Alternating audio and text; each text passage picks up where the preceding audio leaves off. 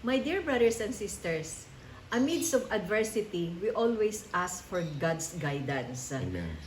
And of course, especially for healing, physically, emotionally, financially, and above all, spiritually, kailangan po natin ang guidance ng ating Panginoon.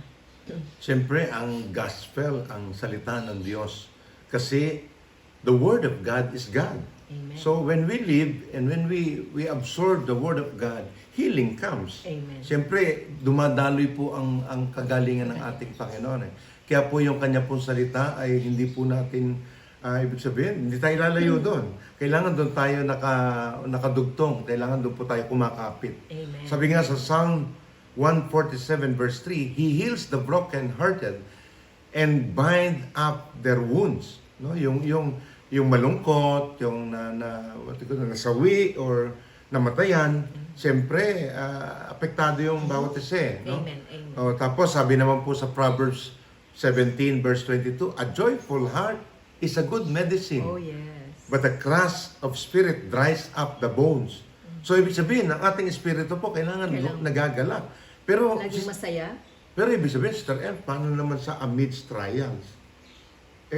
Siyempre hindi ka normal, kapatid. Kung let us say, sabi mo, nagpe-fiesta ka na meron kang trials. Of course, there is what we call this, a pighati. Ano yung tawag doon? Kalungkutan. Amen. Si Jesus din nalungkot nung maanohan niya si Lazarus, di ba? So sa atin din po, meron din tayong kalungkutan. Pero yung ating pong puso ay galak na galak din po. Kasi iba naman yung puso po natin Kasi ang puso po natin, ang laman nun, ang ating Panginoon. Amen. Ang banal na Espiritu. Amen. Kaya nga, ang Spirit na dries up, parang mahirap. No?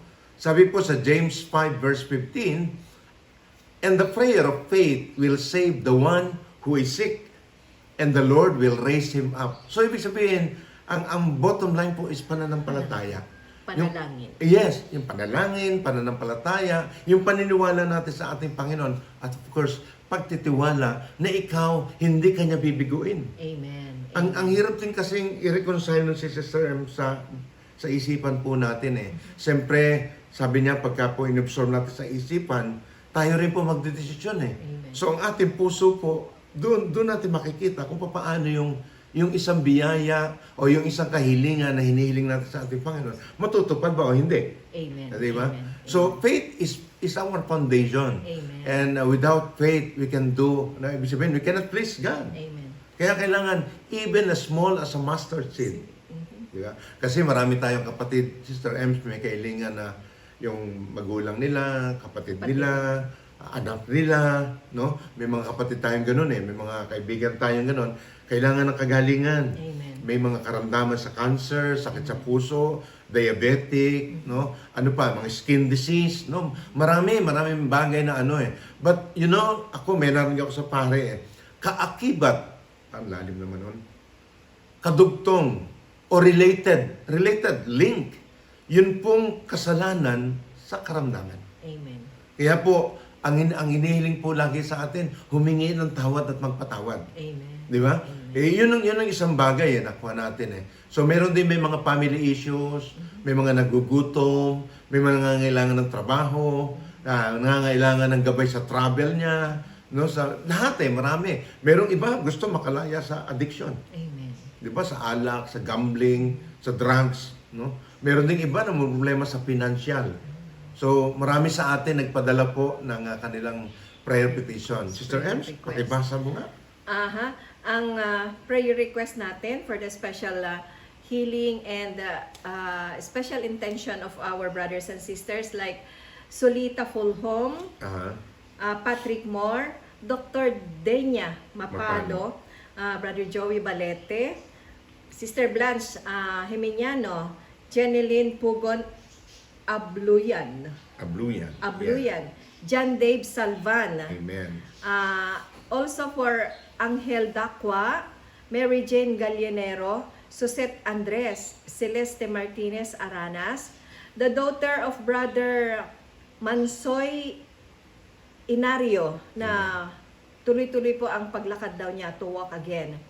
Also for the healing of Lilia Rito, Jenny Beth Vilayo, Sister Miles Sales, Sister Lita Natividad, Maridel Bustamante, special intention of Brother Gino and Sister Maria Carlota Jimeniano. Amen. Also for healing of Sister Clemente Biglete, Yoyeth Carolino, Aurelia Atas, Jan Dom Dumagtoy, special request niya po. Sharon Palmes, Reynaldo Paharda, Jeff Gamulo, Marilyn Luglog, Sheila May Hasmin, Rogelio Gulaway, Cristobal Alvarado, and all our brothers and sisters na nangangailangan ng healing, kagalingan. So, mga kapatid, sama-sama po tayo. Hindi lang kami ni Sister Emma. Tayo po lahat, manalangin po tayo.